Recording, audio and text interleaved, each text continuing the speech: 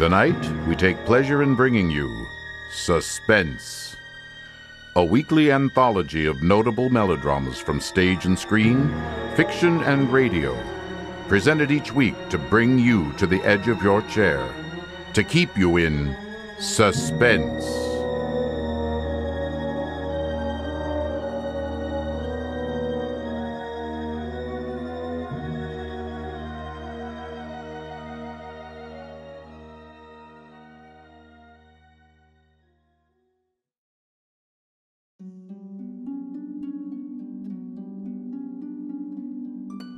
You ask me to explain why I am afraid of a draft of cool air. Why I shiver more than others upon entering a cold room, and seem nauseated and repulsed when the chill of evening creeps through the heat of a mild autumn day. There are those who say I respond to cold, as others do to a bad odor, and I am the last to deny the impression. What I will do is to relate the most horrible circumstance I ever encountered, and leave it to you to judge whether or not this forms a suitable explanation of my peculiarity.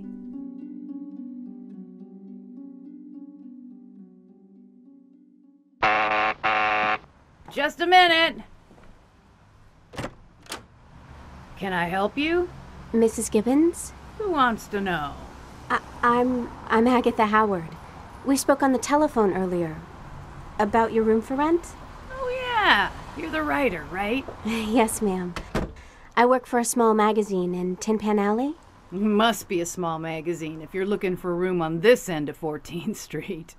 Oh, well, I think this is a lovely brownstone. The marble and woodwork. I'd guess it dates from the 1840s. Does it, Mrs. Yeah, Gibbons? probably. Come on, I'll show you the rooms. It's up on the 4th floor. You don't mind a little walking, do you? No, of course not. The neighborhood may not be much to look at, but I run a respectable establishment. No callers after 8 p.m. And if you have a young man in your room, the door stays open. Oh, I'm sure that won't be a problem, Mrs. Gibbons. Room's fully furnished, bath just down the hallway, linen's changed every Tuesday. Now, if you want meals, it's an extra fin a week. Breakfast at 7 o'clock, dinner at 6. Lunch, you're on your own. Understand? Yes, ma'am. I'm sure that will be just fine. Well, this is it. Oh, it's quite spacious. You like it? Well, in that case, let's get you settled in. Mrs. Gibbons, what's that sound? Sound? Yes, that sound, like a motor of some sort. It's the gentleman upstairs, Dr. Munoz. Dr. Munoz? Yeah, a real live doctor, come all the way from Spain. He's been here for, going on 10 years now. Is he a practicing physician? Nah, he's retired. Though he does take care of folks in the building when they need it. Won't ever accept any money for it either. Dr. Munoz is a perfect gentleman. Kind of a weird duck, though. You know that motor sound? It's some sort of refrigeration machine and runs on ammonia, I think. At least that's what I smell when I go past his rooms. Really? Why, whatever for? It's a very temperate spring day. I'm not sure. It's something to do with his illness. Can't stand the heat. So he's got that big refrigeration gizmo and takes some sort of funny-smelling chemical baths. Oh, that poor man. Oh, but don't worry. You won't catch as much as a whiff of them down here. And Dr. Munoz is as quiet as a mouse. The motor's not that loud. You'll get used to it before you know it. I'm sure there won't be any trouble at all. So, you'll take the room? Yes. Yes, I will, Mrs. Gibbons. You won't regret it, Miss Howard. Now, let's get you settled in. Over the following weeks, Mrs. Gibbons' assessment proved to be quite accurate. For whatever the noisome chemicals might have been used by Dr. Munoz in the treatment of his illness, I was never able to discern them amidst the myriad of other odors in the boarding house. And he was indeed most quiet. His footfalls were soft and measured, and he appeared to have no visitors other than a delivery boy who brought him groceries on occasion. The solitude in which the Spanish physician lived was an almost palpable thing. Or perhaps it simply seemed that way because it so closely mirrored my own. For just as Dr. Munoz was isolated by his unnamed malady, I found myself alone in New York through a combination of natural timorousness and the asthmatic attacks from which I suffered at frequent intervals. It was one such attack, more violent than usual, that caused me to first make the acquaintance of Dr. Munoz.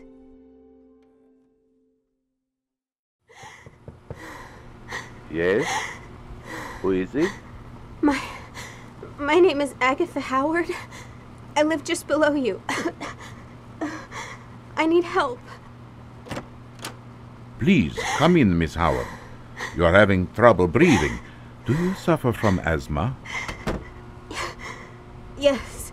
I have a draft that should be most efficacious. Please, sit, Miss Howard.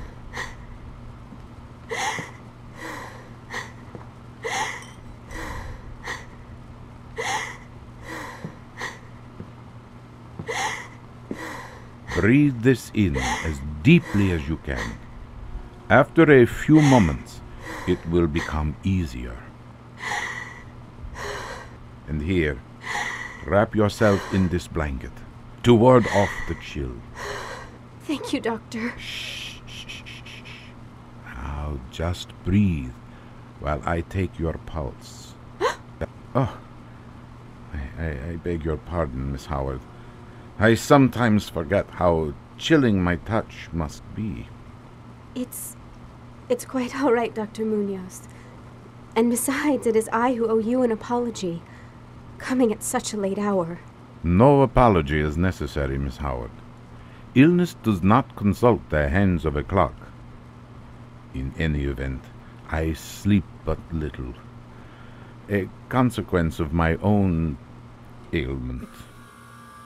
Yes, Mrs. Gibbons mentioned that you have an aversion to warmth? No, not an aversion, Miss Howard, for I deeply miss the wave-lapped shores of my native Valencia. The sensation of the late-day sun on my cheeks. No, I do not prefer the chill of these rooms, except in comparison to the alternative. The alternative? Oblivion, Miss Howard. For my condition requires me to avoid sunlight entirely, and to maintain temperatures not to exceed 55 degrees. And so, here I must remain. Oh. Well, your rooms are sumptuous. You appear to have an ample library, volumes in at least a half-dozen different languages. And your collection of artwork is, it is most impressive. Velázquez, Murillo, and that. Why, that's a Goya. As prisons go, this is a most comfortable one. But a prison nonetheless. You appear to be a most well-educated young woman, Miss Howard. Are you an artist? A writer. For a small magazine. I just write copy part-time. I moved here after graduation in hopes of writing for a major publication. But it hasn't worked out that way, I'm afraid. There is no need to be embarrassed or disheartened, Miss Howard. You are young and clearly courageous. To have made your home here in pursuit of your dreams. I suppose so, Doctor. Thank you. You must have a great measure of courage yourself, to have left Spain behind and come to a foreign land. Alas, while our respective journeys have brought us both to New York, our ends are diametrically opposed. While you, Miss Howard, came here in pursuit of your dream, I sought to flee a nightmare. A nightmare? What happened? My apologies, Dr. Munoz. That was an impolitic question. It's quite all right, Miss Howard. The question was not impolitic, but the answer might be. Not long after the onset of my present condition, some 18 years ago, my wife passed away. After that, I wanted nothing more than to put an ocean's distance between myself and Valencia, in the hope that I could leave the memories of what had transpired behind. A vain hope, as it turned out. Your wife? Oh, I am so sorry, Doctor. So am I, Miss Howard. So am I. But I do thank you for your concern. Of course, Doctor. How are you feeling? Much better, Dr. Munoz. Again, I am most grateful, and I apologize for disturbing you at this hour. Not at all, Miss Howard. Thank you, Doctor. I should like to call upon you again, if you wouldn't mind. Mind? That would be a great delight for me. You are welcome here at any time. Well then, until later, Dr. Munoz. Until later, Miss Howard. Whether my initial impulse to befriend the invalid physician was driven by pity for his plight or by my own feelings of loneliness soon became a moot point. For as frail as his body was, his intellect remained unaffected. Dr. Munoz was nothing less than brilliant, capable of conversing most eloquently on all manner of subjects: literature, politics, philosophy, the arts, the very nature of existence. And though the permeating chill of his rooms never ceased to leave me with a sense of foreboding, not wholly explainable by the readings of the thermometer, the man's gentle nature abated my fears in large measure.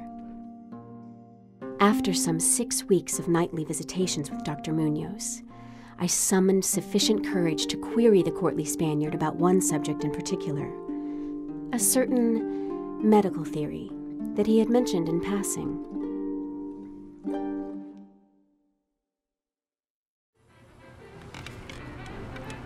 Well, I am delighted to hear that your editor is finally recognizing your skills. You very much deserve the opportunity to write your own articles, Miss Howard. Thank you, Dr. Munoz. Doctor, there is something I have been meaning to ask you. My dear Miss Howard, you may ask me anything you wish to know. Well, in a number of our conversations, you have alluded to the strength of the human will, and how through properly directed concentration, virtually any malady could be overcome. You seem unusually certain that your theory is correct, Dr. Munoz. Indeed, I am, Miss Howard. In point of fact, it is as a direct result of said theory that I am here today. What? You mean... Before the onset of the great illness 18 years ago, the one which led to my current state, I had been engaged in research with an esteemed colleague, Dr. Torres. I was absolutely convinced that the key to eradicating sickness was to be found in the human mind. So, we began researches that encompassed not just the latest in modern medical and psychological knowledge, but all manner of arcane lore, from pharaonic Egypt to snow-shrouded Tibet. We discovered that there were alternative means of preserving the nerves, the very body, and that therefore it might even be possible to continue existence even if the internal organs themselves were to fail. At length, I was convinced that we had discerned the key to prolonging life itself. Surely you can't be serious. I am most serious, Miss Howard. Our theories were soon put to the test by my own illness. Dr. Torres, although agreeing with certain of my conclusions, disagreed vehemently with other, more more radical ideas. So it was left to my beloved wife to assist me when my condition had deteriorated to an extent that left me incapable of even speaking. Thanks to her ministrations, I was able to regain the majority of my previous health, with the only side effect being my utter lack of tolerance for temperatures in excess of 55 degrees. However, the strain was too much for her, I'm afraid. Oh, I am so sorry, Dr. Munoz. I shouldn't have brought it up. Oh, no need to apologize, Miss Howard. Not an hour goes by that I don't think of her, and nothing that you or anyone else could say would make it more difficult. That said, I'm feeling rather more fatigued than usual this evening. Would you mind terribly if we adjourned a bit early? No, not at all, Doctor. Thank you, Miss Howard. You are most dear. Perhaps tomorrow we will have some news of your first assignment. I certainly hope so. Well, I look forward to hearing of your impending good fortune. Until tomorrow, Miss Howard. Until tomorrow, Dr. Munoz.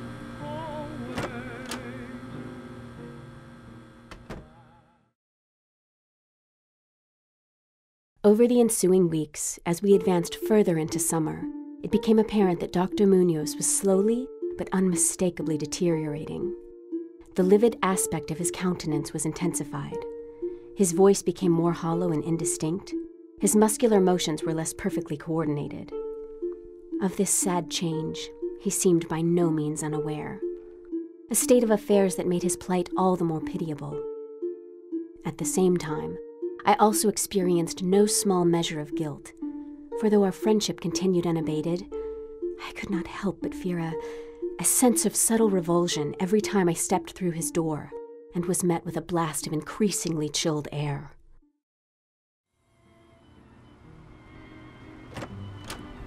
Ah, Miss Howard, please come in. Hello, Doctor. I was able to procure those exotic spices for you. Where would you like them? Oh, excellent. On the table, if you please. What is that, Dr. Munoz? Incense? Indeed, it is. A particular Egyptian incense, identical in formula to that found in the vaults of the Valley of Kings. Just another part of my obsession with becoming a sepulchred pharaoh. The incense used by the pharaohs was said to have certain preservative qualities that I hope will be of benefit in regards to my own condition. I realize that the aroma must be most pungent, particularly given your asthmatic spells. For this, I do most sincerely apologize. Oh, it's not so bad. Do you think that the incense and these spices I purchased will alleviate some of your, difficulties? Yes, I believe they will help. And, in truth, they cannot make my situation any more dire than it already is.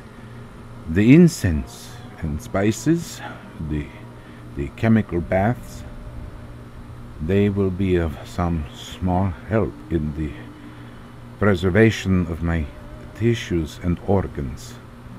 But the key is in the regulation of temperature, and I fear that I'm nearing the end of what can be done. As you have no doubt noticed, I have slowly been lowering the temperature in my rooms. As of this moment, it is 48 degrees. Eventually, I will reach a limit to what can be accomplished by means of refrigeration. But what if we were to acquire an even more efficient refrigeration machine? One that could lower the temperatures even further? Unfortunately, the limitation is not in the machinery, but within my own fleshly shell. At a prolonged temperature below 32 degrees, the bodily fluids themselves will freeze solid. Oh. So how long do you have? I am uncertain. 6 months at the very least. Perhaps much longer, should my condition stabilize. Do you think that it might stabilize over time? It has in the past, and it may do so again. And in any event, there is little else that can be done. Dr. Munoz, I hate to ask this, but are there any arrangements you would like me to make? I'll help in any way I can. All of my arrangements were made 18 years ago. But I do thank you for your offer, Miss Howard. Not at all. But enough of these things. Please, allow me to offer you some supper. And then you can tell me of your latest good fortune in the magazine trade. Thank you, Doctor. I would like that. The end came in the middle of August, during a heat wave of stupefying intensity. One night, at around 3 o'clock, I was awakened by the sound of Dr. Munoz rapping frantically on the floorboards. Dressing with all haste, I rushed upstairs to find that his refrigeration machine, the one thing that stood between him and the grim specter of death, had ceased to function. The elegant physician's condition was deteriorating rapidly, and he refused to even allow me entry. So I resolved to find a mechanic competent to repair the device and to provide Dr. Munoz with a supply of ice as a stopgap measure until repairs were effected.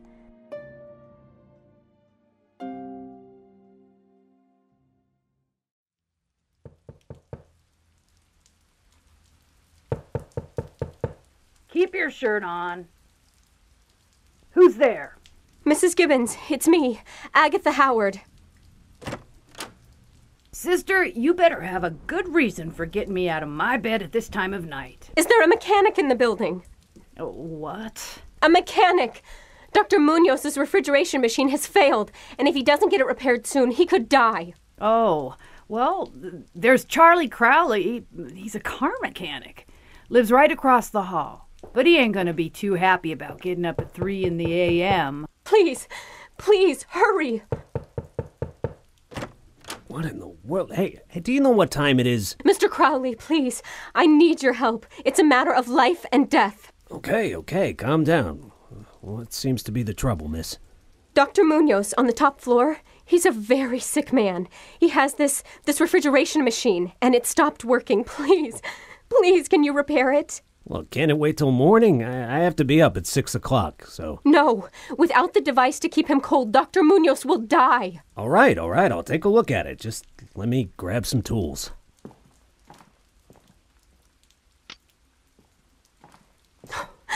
Thank you, Mr. Crowley. Is Charlie gonna fix it? Yes, he just went upstairs right now.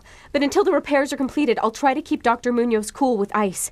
Do you know where I can find a sufficient supply? At this hour? Well, you could try the Fulton Fish Market. Now, they keep the fish packed on ice, right? So they could probably spare a couple blocks for a good cause and should be open pretty soon, too. Oh, that's an excellent suggestion, Mrs. Gibbons. Thank you. I'll go there right now. Oh, Mr. Crowley, is the machine working again? Piston arm is shot, the piston itself is seized. It's going to require a complete rebuild. What? No, how long will that take? Probably half a day. I mean, I can't even start without the parts. Well, can you get them? What, now? It's special equipment. I can't just get it from my garage. You have to find the new piston assembly at a supply house, and even if you knew where one was, it's not going to be open for hours yet. But Dr. Munoz doesn't have hours. Look, Miss, I'm just a mechanic. I'm not a miracle worker. If you get the parts, I'll install them, but I can't make them appear out of thin air. All right, I'll get the parts. Mrs. Gibbons, can someone go to the fish market and procure as much ice as possible? Well, Mrs. Gibbons, please. I guess I can have my husband get the ice. Hiram! I'll get back as soon as I can. The rest of that morning was a blur of subway transfers and cab rides over the whole of Manhattan. Frantic pleas to supply house owners to open early and check their inventories. One disappointment after another. It wasn't until nearly noon that I had acquired the necessary parts and returned to the boarding house. What I found there will remain seared in my memory until the end of my days.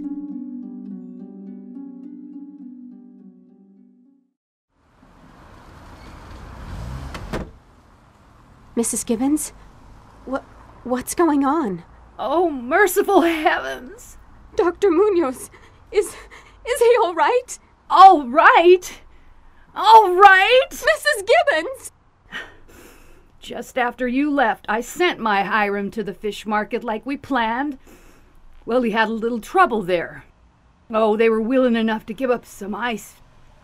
But getting it back here was another thing altogether. But finally, Hiram was able to borrow a hand truck and brought a 50-pound block back.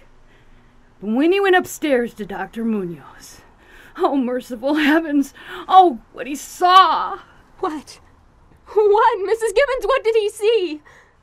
Hiram, now, he fought in the Great War, and he saw some terrible, terrible things. But this doctor, it was like he was falling all to pieces and the skin dropping right off his bones, and the stench. The whole floor smelled of rot like a charnel house, and Hiram came bounding down the steps, screaming like some banshee about what he's seen, and that's all I got out of him before he bolted out the front door, and he ain't been back since. Dear God, don't go up there! Don't go up there!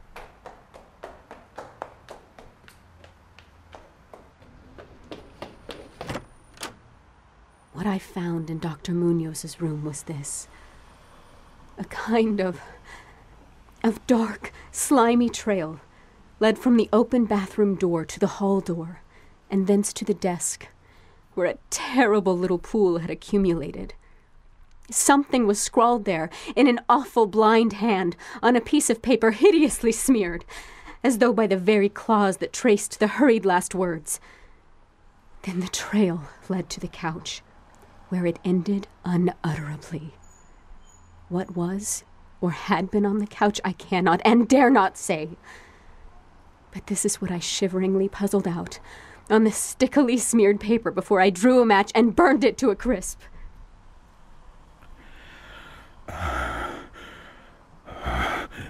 Oh, the end is here. No ice. The men took one look and ran away. Warmer every minute, and the tissues can't last. I fancy you know what I said about the will and the nerves, and the preserved body after the organs ceased to work. It was good theory, but couldn't keep up indefinitely. There was a gradual deterioration I had not foreseen. My wife realized it, and the shock killed her. She couldn't stand what she had to do. She had to get me in a strange, dark place.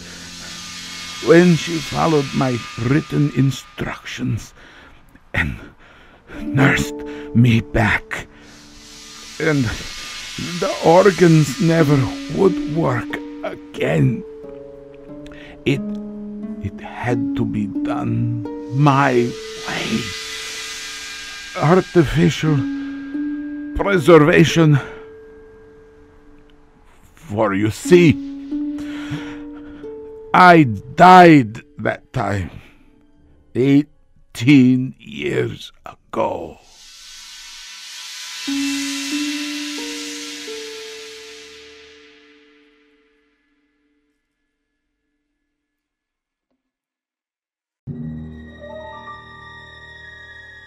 So ends Cool Air by John C. Alzadek and Dana Perry Hayes.